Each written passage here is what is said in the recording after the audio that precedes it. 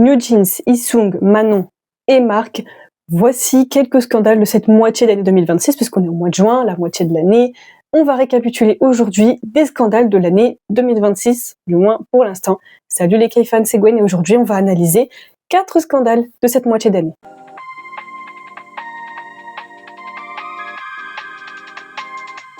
On perd pas de temps et on attaque tout de suite avec New Jeans parce que c'était quand même genre le truc de ce début d'année. L'année elle commence à peine et déjà, New Jeans ça faisait quand même un petit moment que ça n'allait pas à cause de leur agence, c'est une longue histoire, etc.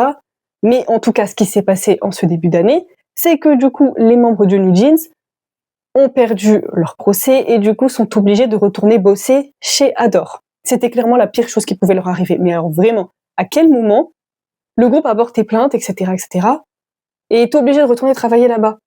Vous croyez qu'ils vont les accueillir à bras ouverts chez Adore, étant donné qu'elles ont essayé de se débarrasser d'eux? Moi, je suis pas sûre qu'ils les accueillent à bras ouverts, hein, donc franchement, c'était le pire truc qui pouvait leur arriver. Genre, vraiment. Et puis, on apprend que du coup, le groupe revient. Il y a Minzy dont on n'a jamais eu de nouvelles par rapport à ça. Et du coup, Daniel qui est donc viré, on va dire ça comme ça, du groupe, puisque du coup, le groupe est censé revenir et ils disent à Daniel, non, toi, tu dégages. Alors, jusque-là, on pourrait se dire, au moins, elle est libérée de ça. Bah non, puisqu'il lui réclame des millions de dollars de dommages et intérêts. Donc, on peut pas dire qu'elle est libérée de ce poids, en fait.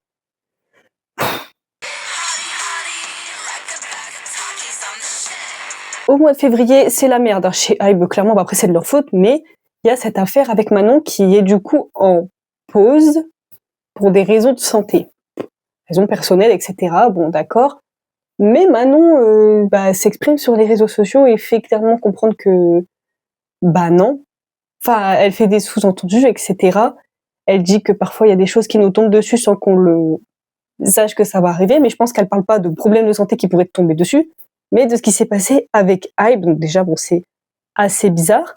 Elle fait sous-entendre que la situation est bien plus compliquée qu'une simple pause pour des problèmes de santé, comme on voit souvent, que c'est forcément pire que ça. Et en plus, elle like des posts qui parlent de mauvais traitements dans l'industrie de la musique, notamment envers les filles noires, etc. Donc les gens pensent à beaucoup de racisme chez Hybe, etc. On n'a pas le fin mot de cette histoire, mais elle a été vue à Coachella dans le public, et du coup pas sur scène avec Katsai, mais dans le public. Donc les gens ils disent, elle s'affiche publiquement avec ses potes, elle a l'air d'aller bien, enfin c'est bizarre tout ça, cette histoire avec Manon. Et en fait, on n'a pas le fin mot de l'histoire. On a Manon qui, potentiellement, quitterait Katsai, ou alors on serait viré plutôt de Katsai, parce qu'on dit souvent, tel idole a quitté tel groupe. Souvent, si c'est pas dû à une rupture de contrat, parce que le contrat il arrive à terme, c'est parce qu'ils se sont fait virer la plupart du temps. Parce qu'ils se sont fait virer. Je peux pas le prouver, mais Daisy de Momoland nous l'a bien dit. Hein. Donc cette histoire avec Manon, déjà, elle n'a pas de sens. Parce qu'ils nous disent elle est en pause pour la santé, elle fait carrément comprendre que non.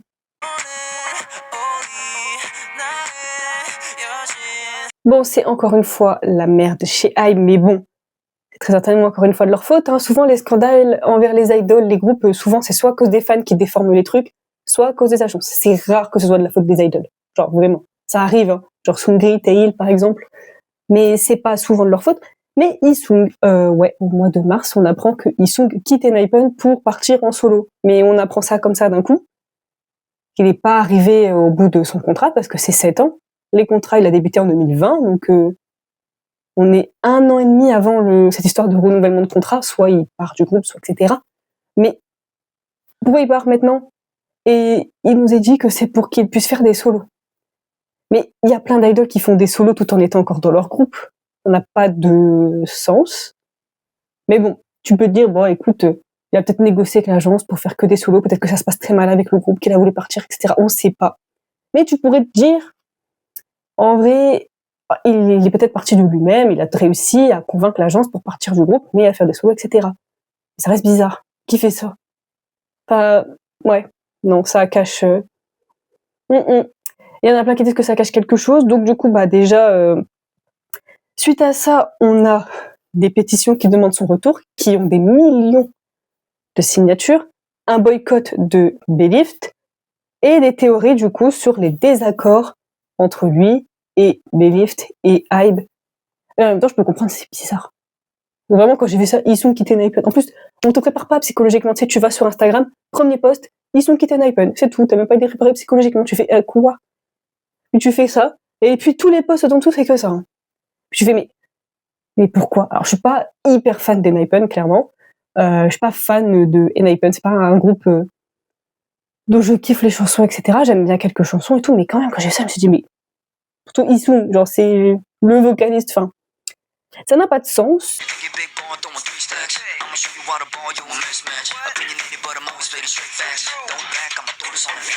Début avril, j'aurais adoré que ce soit un poisson d'avril parce qu'on était quelques jours après le premier, mais c'était pas une blague. Mark qui quitte NCT.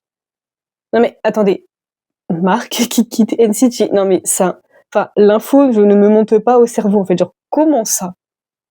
Et encore une fois, t'es pas préparé psychologiquement. Tu vois sur Instagram, Mark quitte NCT et SM. Que quoi? Pardon? C'est-à-dire, j'ai pas compris. Voilà. Il annonce son départ soudain, comme ça. Je fais, mais pourquoi?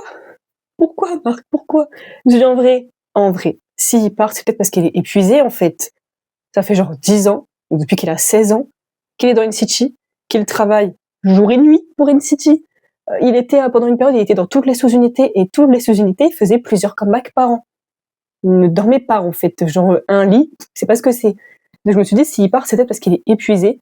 Et en fait, bah, il le dit pas, hein, mais je pense que c'est l'une des raisons qui ont poussé à son départ. Déjà, avant son départ, on avait vu les NCT Dream sur scène en train de pleurer toutes les larmes de leur corps, mais vraiment, ils s'effondraient au point où ils n'arrivaient plus à chanter, ils n'arrivaient même plus à respirer. Tu fais, mais pourquoi ils pleurent autant?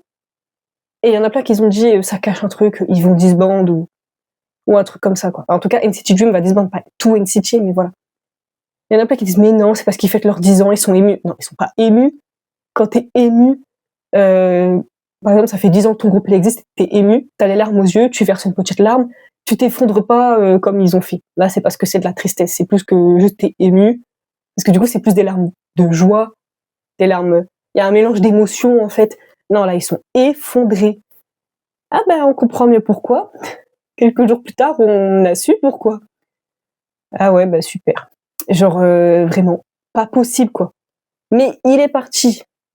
Il a dit que c'était parce qu'il voulait partir pour faire des solos, que en gros, je vais pas reprendre exactement les propos de Marc parce que je les ai pas sous les yeux, mais en gros, je vais le dire à ma façon, de ce qu'il a dit, il a des envies de chansons solo, mais que la SM l'empêche de faire. Alors attention, je déforme un petit peu le truc, mais en gros, les solos de Marc chez la SM, étant donné que c'est un rappeur, etc., je sais pas si vous avez été voir les solos que Marc a fait quand il était du coup encore chez la SM, mais en gros, ça ne lui correspond pas. Il a dit que lui, ses envies solo, déjà, c'est de faire plus de solos et de faire des trucs assez acoustiques avec de la guitare et tout. Marc, il adore les trucs comme ça, guitare et tout. Et en fait, à la SM, ils lui font juste faire du rap et ça ne lui va pas. Donc là, il était peut-être arrivé au terme de son contrat, là où tout le monde a renouvelé. Lui, il a dit, bah non, j'ai envie d'autres choses, j'ai envie de faire des solos qui me correspondent, voilà. Il est parti. Il a même fondé d'ailleurs récemment sa propre agence. Donc je pense qu'il avait tout simplement d'autres objectifs de carrière, d'autant qu'après il a que 26 ans. Il a le même âge que moi, c'est super jeune, t'as encore toute ta vie devant toi. Mais ça fait déjà 10 ans qu'il est idol, donc je pense que ouais, c'est un épuisement physique, psychologique, des autres envies. Donc il est parti pour ça. Du coup, son départ a été quand même assez particulier parce qu'on s'y attendait pas. Alors vraiment, on s'y attendait pas. Mais en tout cas, si on aime vraiment Marc, on doit le soutenir. Et l'impact que ça a eu sur NCT, c'est que Marc, c'est l'identité même d'NCT, c'est le visage d'NCT, NCT, c'est lui, quoi, c'est Marc. Dès qu'il soit parti, ça va tout changer. Mais bon, pour le groupe, ça va aller. En tout cas, il a dit que comme il adore les membres d'NCT, il n'était pas fermé à l'idée de faire un dernier comeback avec NCT pour, entre guillemets, fêter son départ. Donc il est plus dans NCT ni à l'ASM, mais il serait prêt à faire quand même un dernier truc avec eux pour dire de fêter ça. Ten, par contre, lui, il est parti de la SM, mais pas de NCT. D'ailleurs, il a aussi fondé sa propre agence, parce que j'avais fait une vidéo, du coup, en short, Reels, TikTok, où je parlais du départ de Marc. Dans les commentaires, on m'a dit, c'est pas lui qui part, c'est Ten. Non. Marc, il part de NCT et de SM. Donc, Marc dans NCT, c'est adieu. Même s'il fait un dernier comeback avec eux, c'est juste un dernier comeback pour dire de partir. Donc, c'est quand même adieu, d'accord? Alors que Ten, certes, il quitte l'ASM, mais ils ne quittent pas NCT. Alors j'avoue que j'ai jamais compris ce truc-là. Ils quittent leur agence, mais pas leur groupe. Du coup, ils font comment? Parce qu'il y a IM de Monsta X, WeIn de Mamamoo, et je peux vous citer plein d'autres exemples, mais j'en prends que 2 autres. Plein d'idoles font ça. Ils sont plus dans leur agence. Il y a les membres de Super Junior aussi. Il y en a qui sont plus ASM, mais ils sont toujours dans Super Junior. Du coup, comment ça se passe?